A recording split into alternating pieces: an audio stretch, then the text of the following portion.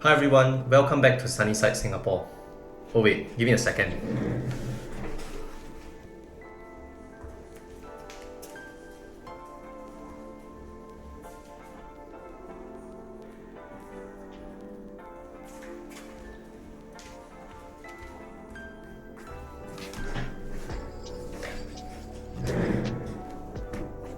I thought this attire would be rather apt for today's topic, and today's video topic is a little bit more interesting. I'll be sharing on why I decided to leave my career at the Singapore Armed Forces.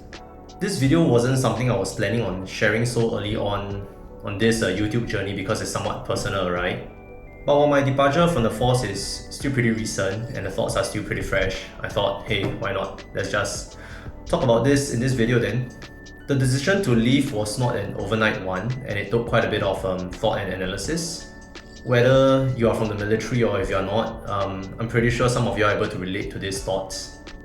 Now, during this sharing, the video that will be running in the background will just be some footage of what went down the day before Claire and I actually flew to Hong Kong and Shenzhen for our first overseas trip after I left the force. And the content of that trip will probably make its way onto this channel as travel vlogs for the subsequent videos. If not, say less and let's go! My journey in the SAF started off with every other young man in Singapore. We enlisted into SAF after our post-secondary education. That was back in 2013. I enjoyed my experience during basic military training, the process of waking up, working out, learning new skills every single day. It was like we were paid to get fit and good. I decided to sign on then. Then of course comes the other benefits, right? Getting a salary, sponsored university studies, iron rice bowl, etc. etc. So after basic military training, I went to officer cadet school and commissioned in 2014. I enrolled into university that same year, a year earlier than most guys my age. I completed my undergrad degree at NUS Business School in 2018 and went on to complete a Masters of Business Analytics at Warwick Business School in the UK in 2019. I returned to the Armed Forces in 2019 with a 6 years bond. During these 6 years, I served a total of 4 different tours/appointments, 2 of which were ground command tours and the other 2 were staff tours, and were alternating between these 2 types of tours. In 2019, I served 1.5 years as a platoon commander for a logistics platoon supporting an armour battalion. I had a total of 20 plus boys under my charge. Because it was a ground tour and I was the platoon commander, I had the closest interaction with my boys, and we did many things together, going out into the field together to train, going on exercises. We even went through the pandemic together. I recall one of my most epic experiences was my direct boss and I appearing outside Supreme Courts in our uniform trying to chase down a personnel who owed my boy a huge amount of money. We then got a last minute call from my boss to pull back, as it would have gone horribly wrong and looked so bad optically. That tour lasted for 1.5 years. In 2021, I then served a staff tour in my formation HQ for 1 year. A staff tour is akin to doing office work, mostly staffing and writing papers specific to the branch area of expertise. After 1 year I was there, I was actually attached out to NTUC for 3 months for experiential learning and spent another 2 months on course. So I only held a good 6 to 7 months on deployment. Unfortunately, my time on deployment was too short and I didn't achieve much. I didn't really enjoy the work scope of a staff tour and I found it a little bit too boring. In 2022, my third appointment, which was my longest tour, I was a logistics officer supporting an infantry battalion. I spent 3 years there. This was my most memorable tour. It wasn't hard, but there was a lot of work to do and required quite a fair bit of man hours committed to get the job done. I had more men under my charge, directly maybe 60 packs, and indirectly that number would have grown to more than 100 over packs during attachment and trainings. I enjoyed this tour a lot because it was the first time I felt a sense of brotherhood and camaraderie while working. I had a good boss, understanding colleagues, which made the experience positive and enjoyable. In 2025, by then I already made known the decision of leaving the force once my bond ends. I only had 6 to 9 months of runway left. I served my last tour as a staffer in the military HQ. Life there was really good. Work hours were the best I ever experienced. Then again, most of my time was spent on the ground serving command tours, which took a lot of time, hence the contrast. Putting me in that appointment might have been an attempt to allow me to experience comfortable regular life, and maybe that might have kept me in the force, but comfort wasn't what I was looking for. I eventually stuck to the plan and left the force 6 years after I returned from studies, not a single day later.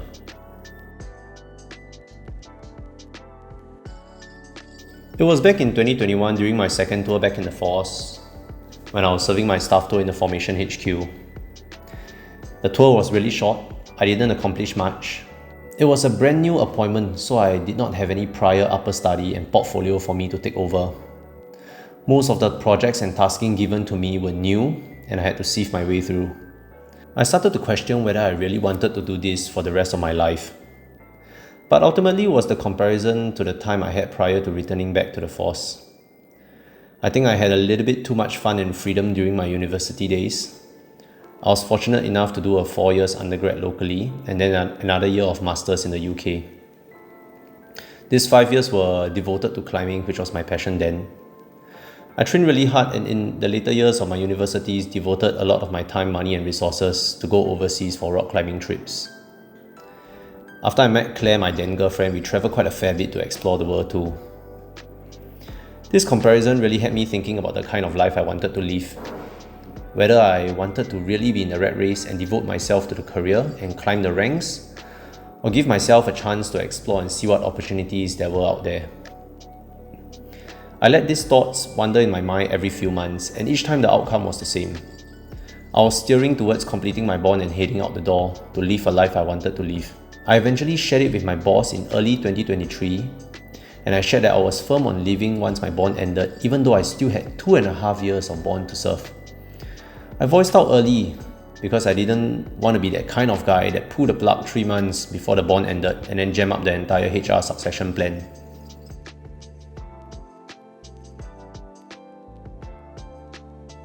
Maybe I can briefly use the Maslow's hierarchy of needs framework to explain my decision to leave the force. Now, this framework is a psychological framework by Abraham Maslow to explain human motivation in 5 levels. Arranged in the shape of a pyramid, and ideally humans should fulfill the base first before moving up to the next higher level. The 5 levels are psychological needs, safety needs, love and belonging, esteem needs, and self-actualization. Combining psychological and safety needs, as described earlier, this is the first need to satisfy, and by satisfying this, it opened the gateway for me to think about life after army. As Singaporeans, my wife and I are fortunate enough to be staying in a built-to-order flat and have a roof under our heads. I have adequate health insurance plans to cover my basic health requirements. I have my assets and savings that are generating a steady passive income to provide some form of financial security. Living in Singapore, being financially free satisfies these 2 needs and builds a really large base for me to move up the hierarchy and dream a little bit more. Moving on to love and belonging and esteem needs, the 3rd and 4th stage. I appreciate that being in the army, working closely with my colleagues, does bring about friendship, brotherhood and camaraderie. But I feel that even if I were to not be in the force, I can forge these relationships outside as well, through the sports I do, the passion I am devoted in, and the friends and families I surround myself with. As for esteem needs, while moving through the appointments, taking on higher calling and taskings, progressing through the rank structure does satisfy the need for recognition, sense of accomplishment. But for real, I think I'm past the age and life stage of needing these kind of factors to feel recognized. With proper passion and life directions, I can possibly set my own goals and accomplishments as well. Lastly is self-actualization. I don't feel fulfilled. I know I'm not giving my all in my career, and I don't think the environment I'm in can help me reach my maximum potential.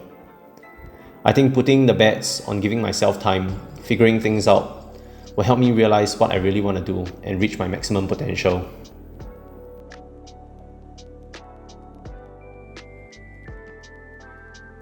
Expanding on the point of being unfulfilled with my job, I gathered another few points on why I left the SAF.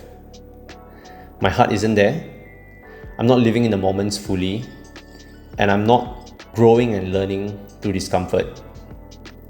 If I were to break down these three factors further, having my heart not in the right place would be the biggest contributing factor. After all, it's a job, right? It's work. There is a saying that goes, do something you love and you will never work a day. But how many of us truly love our work and job? This kind of humans to job matching is damn rare, almost impossible to find. But end of the day, we still work and do our jobs because it brings the bread home, it pays well, it feeds our tummies and our families. How I see my level of commitment to my job is based on three levels: body, mind, and heart. Similar to how one runs a marathon with the legs, mind, then heart.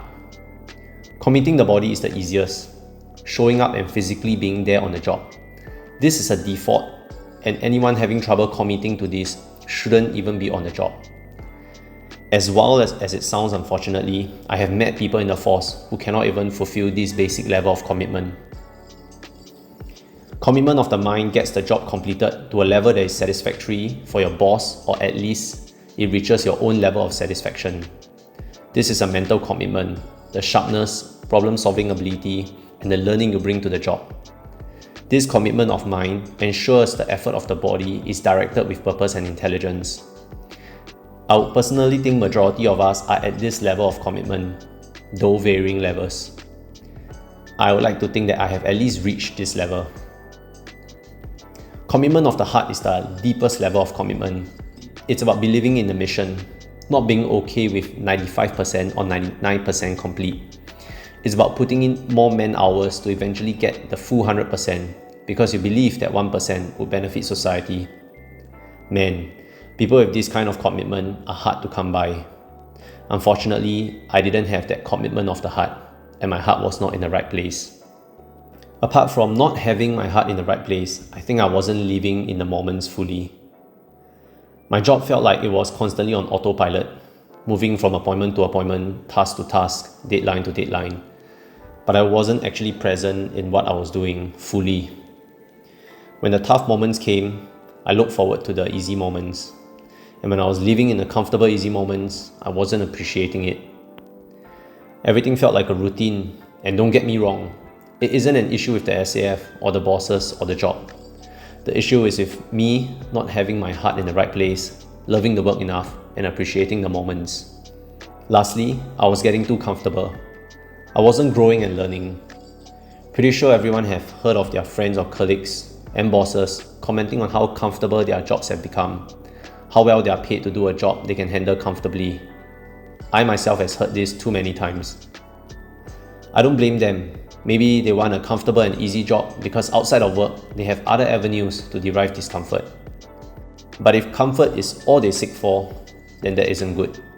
Comfort can be dangerous. It feels safe, but it slowly kills your drive. You stop questioning, you stop improving, you stop growing. I was getting comfortable in my job. My last appointment was really comfortable. Office work, amazing work hours. Though I had avenues outside of work to push myself to be uncomfortable, to grow and improve, I wanted more. And maybe if I gave myself an opportunity of an unparalleled amount of time to start over, to grow, and to be uncomfortable again, then maybe that's when I will feel most alive.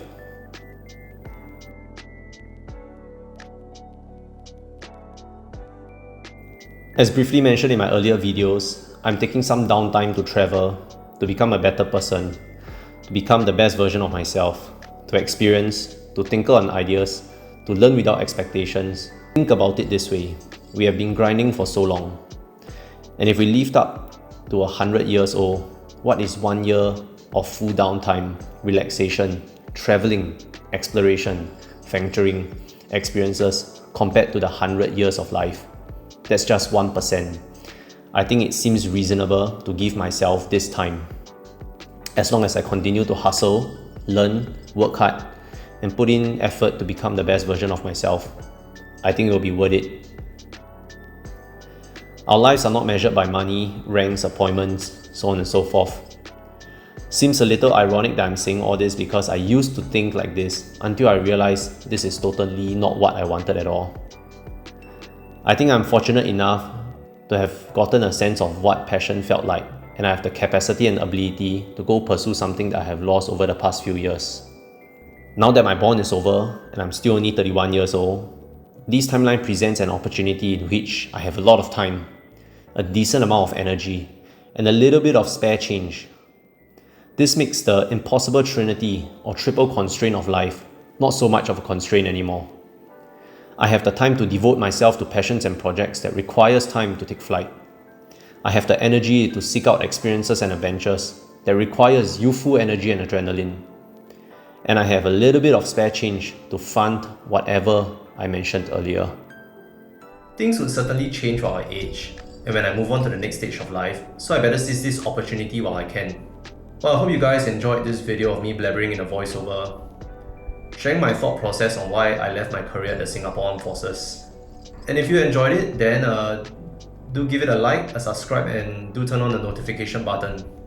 I appreciate the small gesture and aim to upload every week. Thank you for your time, and I will see you next time on this sunny side of Singapore.